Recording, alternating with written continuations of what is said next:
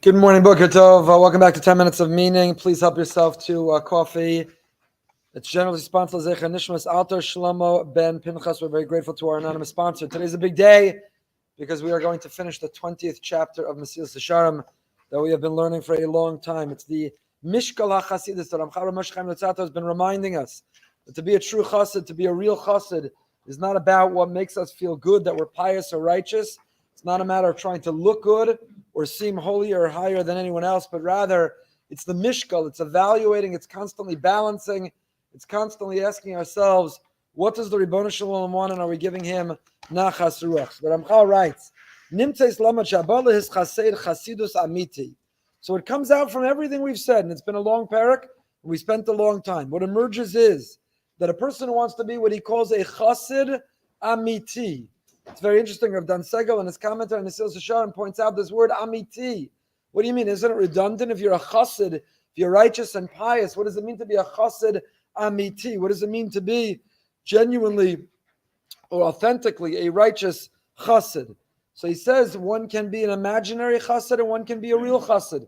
Sometimes we think we're righteous in our own mind. Sometimes we have imagination. Sometimes we've drawn up an image of what a righteous person looks like, but it doesn't match the will or the vision of the Ribono Shel Olam, what Hashem wants us to do. Our aspiration, our goal, our drive is not to be a chassid, is not to be righteous in a way that makes us feel more religious, that makes us feel better about ourselves or better than anyone else. But our goal is to be a chassid amiti, genuine and real. צריך שישקול הכל משקל על מעשיו לפי התולדות הנמשכות מהם.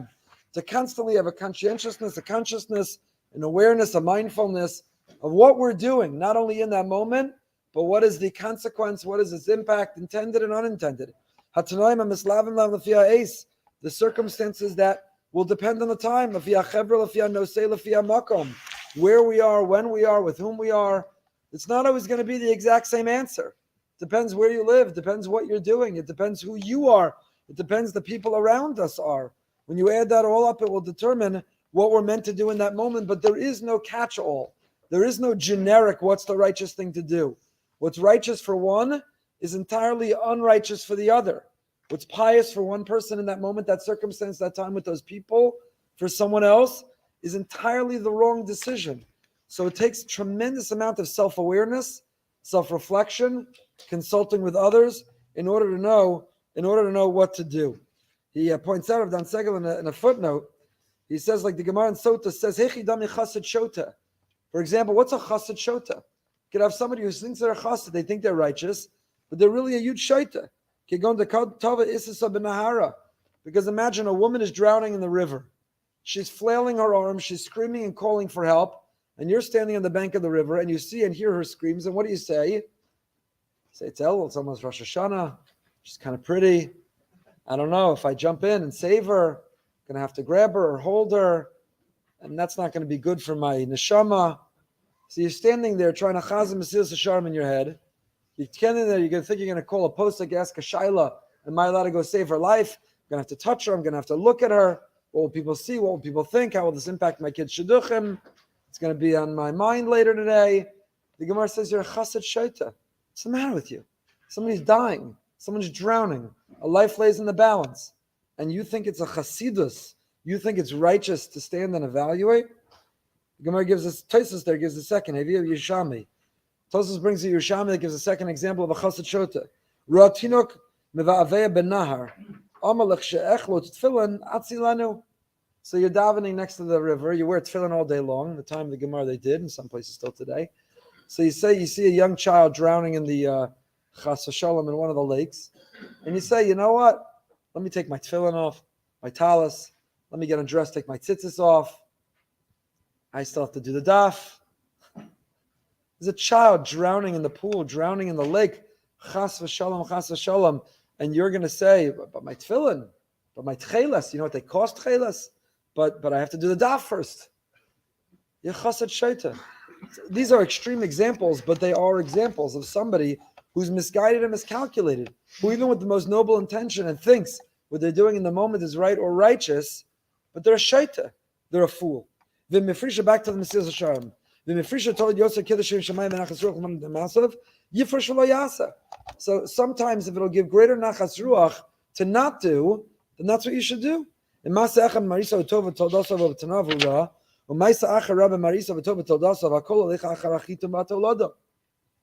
Something can look exceptionally righteous or religious in the moment, but down the road, its impact will be terribly negative and destructive. So HaKadosh Baruch Hu doesn't care what you look like in that moment. What he cares about is the bigger picture, the bigger scheme. He cares about what's going to happen down the road. Shipri hamasim be'emes. Be'emes. Sometimes something can feel truly righteous in the moment. You're going to give musar, somebody did something wrong. So you're going to yell at them, embarrass them, shame them in front of a crowd. You're going to feel good. I spoke up. I spoke back. I pushed back. The person you pushed off the derech, the person will never recover. Will never recover religiously from that experience of how they were spoken to, how they were shamed, how they were embarrassed. So maybe in that moment you feel all holy and righteous, holier than thou. You stood up. You made a macha. You're chassid shaita. You have to look be'emes. Kodesh Baruch Hu says, what's the fruit? What do your actions yield later, not only right now? And it's up to each person who has a leiv mevin. You have to have a discerning and a knowing heart, like last week's parsha. A leiv ladas. Moshe Rabbeinu says, only today, Ada Yom Hazeh, now you got a leiv ladas. Usually knowledge is in the head, feelings are in the heart. But Moshe says you get knowledge of the heart. And here the Mesillas Yesharim echoes, leiv mevin, a heart that is discerning. V'seichel nachon. Ki yefshar levar hapratim she'en lan kates. He says, I can't give every example. We can't anticipate every scenario. But you just need to know, don't live for what feels right or righteous in the moment. Live looking to the future. What will be the consequences? What is going to emerge or come out? What does Hashem want? V'Hashem yitin chachma b'piv das usvuna. And HaKadosh Baruch Hu will give chachma b'piv. He also quotes here, the Balei Musar say, Hashem yitin chachma, that a person who acts in a yashar way, a person who is committed to be a yashar type of person, HaKadosh Baruch Hu gives him a special siyata d'shmaya. Bechezkel Levenstein would say, Adam yashar motze es haderach. If you're a yashar person, you'll figure out the right path. You merit divine guidance and divine wisdom. But it means that in every moment we say to ourselves, what will give Hashem nachas ruach? What does Hashem want me to do right now? What does Hashem want me to do right now? Not what feels or looks righteous or religious necessarily. He also may not want me to cop out and not do what's right or righteous. But a person has to in every moment ask themselves, what will give the greatest nachas ruach to Hashem? What will make Hashem happy and proud? What does Hashem want me to do right now? And a person who lives life through that prism and asking that question will merit the divine inspiration to come to the correct conclusion. And then he ends this Perek by telling us the severe case that happened for Rabbi Tarfon, the Gemara in Brachos, of Yudam and Beis, Machlokas Beishamai and Beis Hillel, what position one should be in when they say Shema. And Rabbi Tarfon was Machmer Lahatos Kebeshamai. He said it in a leaning, reclining position. And he was attacked by a band of robbers because he compromised his position to follow the opinion of Beishamai. And Chazal didn't say, Nebuch, we should send flowers or candies, let's visit him in the hospital. Nebuch, he did something so righteous. He tried to be strict like Beishamai, and look what happened. You know what they said? He deserved it. Okay, I'm not saying we emulate that exactly, but he said he deserved it. Why? Because he violated the words of Beis Hillel. Okay, but he chose to be strict. He chose to take on a chumrah. Isn't that noble? Isn't that righteous? The answer is, the truth is that this dispute between Beishamai and Beis Hillel was very heavy. It was a very, very vociferous dispute. It was very strong, and we concluded they passed him like Beis Hillel. And the halachic system necessitated following through on its conclusion, which was that we pass him like Beis Hillel. And to take on a stringency that can publicly undermine the process and the system of halacha was an affront not only to Beis Hillel personally, but actually threatened the whole halachic system. So the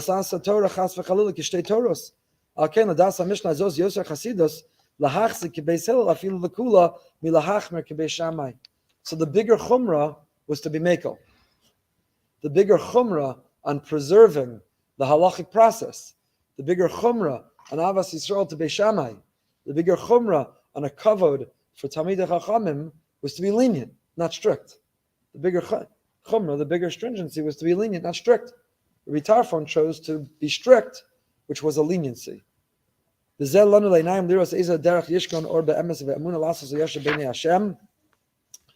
should serve as a guide to see the path where the true and faithful light resides, for the sake of doing what is right and righteous in the eyes of Hashem. To always ask ourselves what will give him nachat ruach. With that, we conclude Perek Chaf. Perfect timing, the end of the year. Next year, we'll start with Perek Chaf Aleph. Happens to be next year's next Wednesday. Next year, we'll start with Perek Chaf Aleph. Living with Amunah, 8:45. Tonight, we're going behind the beam with Judge Dan Butler. We'll prepare to go before the big judge by talking to a human judge and a remarkable person. Until next time, stay happy, stay healthy, stay holy. Have a fantastic day.